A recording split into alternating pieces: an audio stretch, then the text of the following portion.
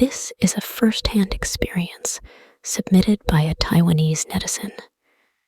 Dolls are really easy to become vessels for strange things to attach to, just like Annabelle. Due to family circumstances, my sister grew up in China. Though she lived there most of the time, she would occasionally return to Taiwan. Each time she came back, I would cherish our time together, taking her on trips around Taiwan, introducing her to my friends, and indulging in delicious street food. These brief visits always left her reluctant to leave, her heart full of memories. But this visit was different. This time, the memories etched into her mind would be unforgettable for another reason entirely. Perhaps due to cultural differences. Shrimp fishing farms are not common in China. When my sister discovered their existence, she became eager to try it on her next trip to Taiwan. As a thoughtful older brother, I naturally wanted to fulfill her wish. So, I planned an evening out with a few high school friends. We would have dinner together, then head to a shrimp fishing farm, and even sing in a private karaoke room there. It was the perfect plan for a fun-filled night. The day arrived, and as evening approached, my sister excitedly got ready. Everything went smoothly. The dinner was lively, my sister enjoyed shrimp fishing, and we sang our hearts out in the KTV room. On our way home, however, exhaustion took over, and she dozed off in the car. Once we got home, something felt off. My sister seemed dazed, as if her soul hadn't fully returned. Sometimes, she wouldn't respond when I called her. Other times, she stared blankly at the ceiling. She looked completely lost. I chalked it up to exhaustion. Since she usually stayed in my room when she visited, I reassured myself that if she felt unwell, I would be there. With that, I took a shower and went to bed early. The next morning, I had errands to run at the township office, so I left early. Before leaving, I glanced at my sleeping sister, deciding not to wake her. When I returned with breakfast, I opened the door to find her fuming. Brother, why were you knocking on my door all morning but not saying anything? She demanded. I left early. I said, puzzled. Here, I brought you breakfast. It was so weird, she exclaimed, taking the food. I was doing my makeup when someone kept knocking. I thought it was you, but when I asked who it was, no one answered. I opened the door. No one was there, and it happened more than once. I thought you were trying to scare me. That was strange. No one else was home. Everyone had gone to work. My sister, unaware of this, had assumed I was playing a prank on her. My grandmother passed away. Fortunately, my sister had returned in time to see her one last time. A thought crossed my mind. Could it have been our grandmother visiting one last time? Don't overthink it. Eat your breakfast, I said, trying to comfort her. Since I was used to exploring abandoned hospitals and schools, ghostly encounters didn't scare me much. But my sister seemed increasingly uneasy. Later, still feeling hungry, I went downstairs to make instant noodles. When I returned, I found my sister standing frozen at the doorway, terror written across her face. What's wrong? I asked quietly. The doll. It's sitting here. She pointed at the small step in front of my room. The doll, a Kanahai plush, had been won from a claw machine just days earlier. My sister adored it so much that she kept it beside her, even while sleeping. But now, it was sitting upright on the step. Kanahai's face was usually cute, but in that moment, it was anything but.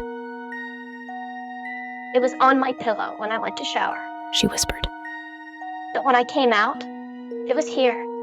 It scared me. No one else was home, just the two of us. "Let's go out for a bit this afternoon," I said calmly. Despite my composed demeanor, the sight of that doll sent chills down my spine. I had an idea of what might be happening. The first thing that came to mind was visiting a temple. A friend of mine had a family shrine dedicated to Lord Wang Ye. Though not a large temple, it was well respected and known to provide guidance to devoted followers. When we arrived, my friend, usually welcoming, unexpectedly told my sister not to enter. Why? What's wrong? I asked, an ominous feeling creeping in. "Our guardian spirits won't let her in." He said, looking at me grimly. His words confirmed my suspicion. Something had followed my sister home, and he had no prior knowledge of what had been happening. I left my sister outside and explained everything to my friend. He decided to seek guidance from the deity. First, we needed to confirm if something was truly attached to her. We performed a ritual, seeking divine answers through divination blocks. Several confirmations later, my friend's expression darkened. "Is it bad?" I asked, hands pressed together in prayer. "It's difficult to handle." His face was rarely this serious. I glanced at my sister outside.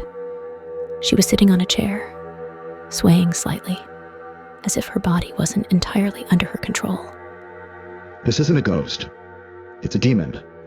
Not male, not female, not human. It's a kind of entity." He continued consulting the deity. "Take her home. Lord Wang Ye says this must be resolved on your side. Thankfully, it bears no strong ill will. It's just latched onto her due to a matching energy. It can be reasoned with. Burn some spirit money after the ritual, and that should be enough."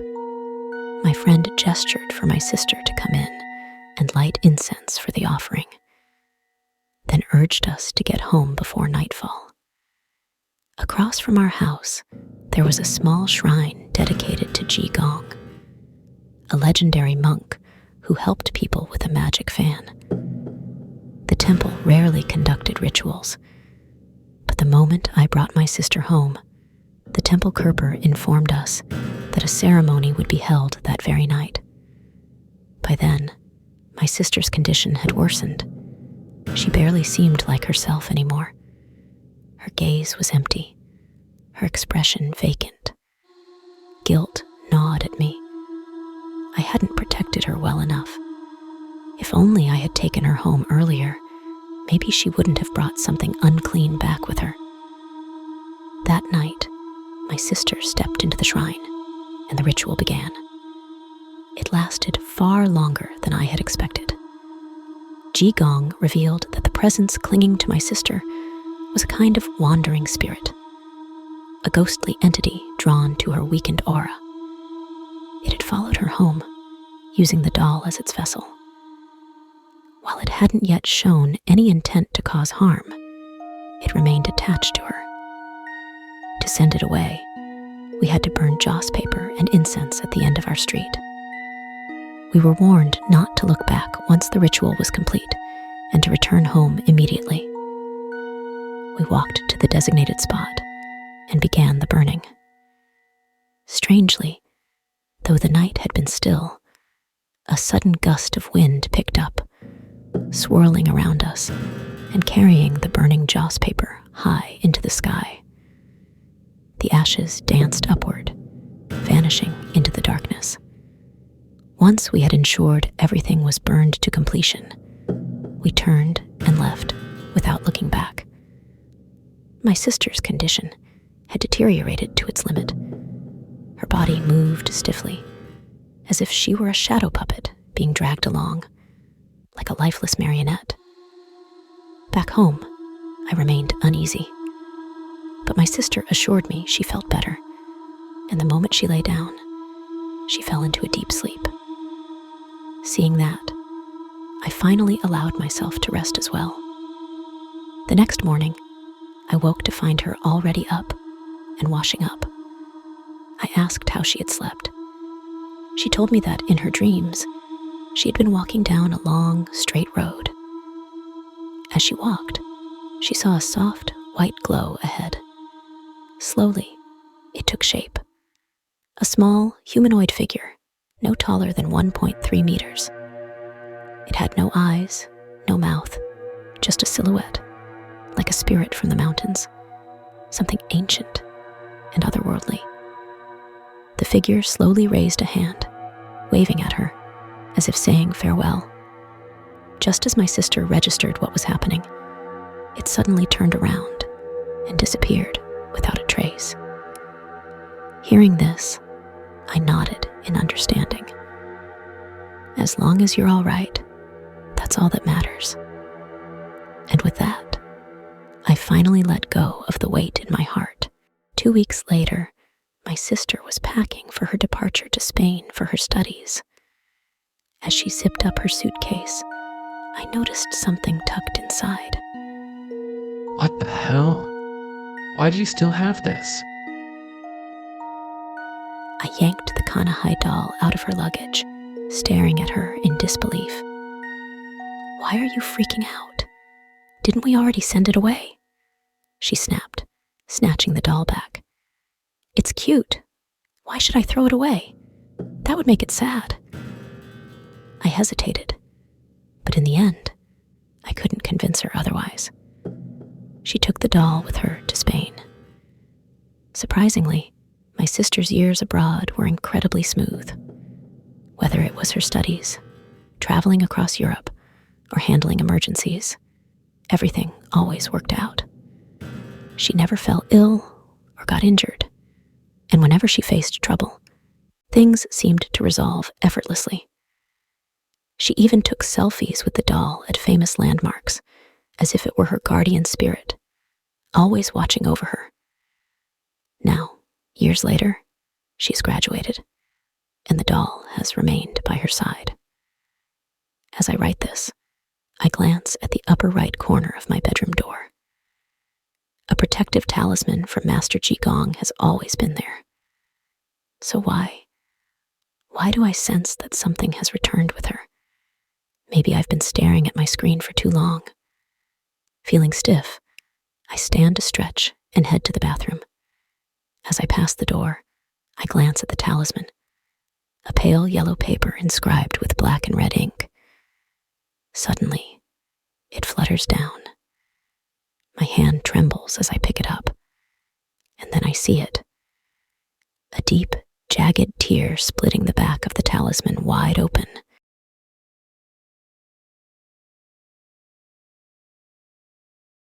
Have you or anyone around you ever experienced something similar? Feel free to share in the comments. If you like my videos, don't forget to subscribe and leave a comment. Thank you.